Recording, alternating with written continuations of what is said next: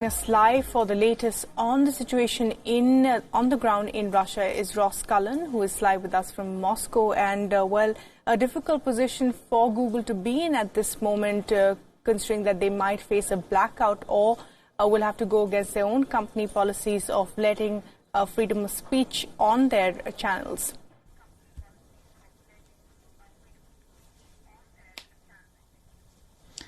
Yes, that's right. What we've heard from Russia's consumer watchdog Roskomnadzor is in this letter is a highlighting of the next level, you could say, of the pressure on what they see as outside influence, particularly Western influence in these protest movements that have been going on now for several weeks over the summer. The letter points out that Google must act and must seek to prevent promotion of these rallies, particularly the unsanctioned rallies. And we have seen sanctioned rallies and unsanctioned rallies. For example, on Saturday, it was partly sanctioned, so until 5 o'clock, protesters were allowed to gather and they were permitted to march in the centre of Moscow. And then after that, the licence ran out, but there was still a movement by some demonstrators. And then that's where we saw detentions, an increased show of force from the riot police. And what the consumer watchdog is intent upon is reducing the promotion of these events, these illegal events.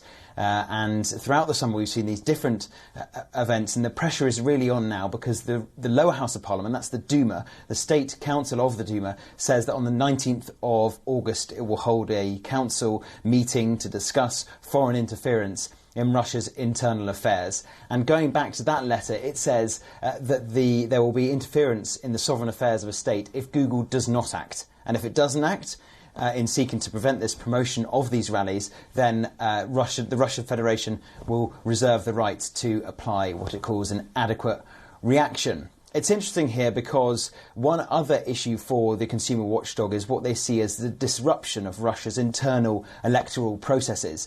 And a disruption of the electoral processes is one of the reasons these opposition protests are taking place at all, because we saw the barring of several opposition candidates from running in the local elections in the first week of September to the Russian city parliament, which the authorities say was for supplying false signatures and which the opposition say was an underhand method of removing undesired candidates from the ballot paper. Because of that, because of what the opposition see as the disruption of the electoral processes, we've seen these rallies throughout the summer.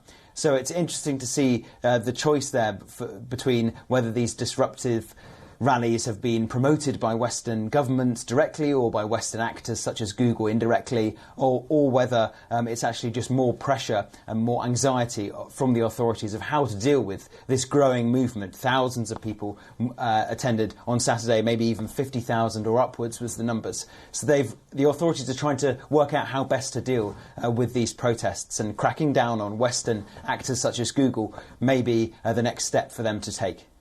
Right, and also, Ross, shortly then cracking down on opposition leaders and big faces of the opposition as well. We know that some of them are in prison. But what is the ground situation when it comes to the protests? You said that there are about 50,000 protesters that were seen on Saturday itself, but is this movement faceless as of now, or there are enough people on the ground, enough faces and leaders who are fronting this?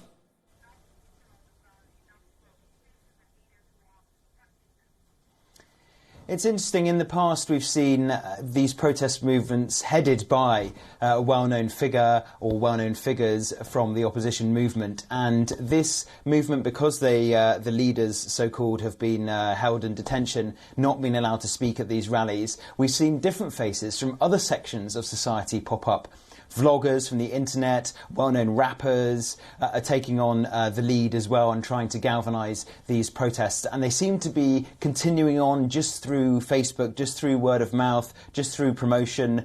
People talking to each other on social networks seems to be holding the protest movement together, despite the fact of, as you point out, despite the lack of perhaps a well-known figurehead to drive the movement. So the Russian government says, we are giving permission for some of these rallies to take place, so it shows we're not enforcing a total crackdown on people congregating, but it also has not allowed it just a blanket protest march to take place every Saturday. It has disallowed some of those unsanctioned protests, as they call them, and therefore that allows the authorities to detain people just for turning up to the movement. So it's going to be interesting to see whether it can maintain its momentum as a kind of faceless, almost in terms of figurehead, without a leading figurehead. If it can contain that momentum just through power of people power alone, as the weeks go on and as we get closer to that September, the first week of September, and that local election, which has taken on so much significance, having previously the Moscow City Legislature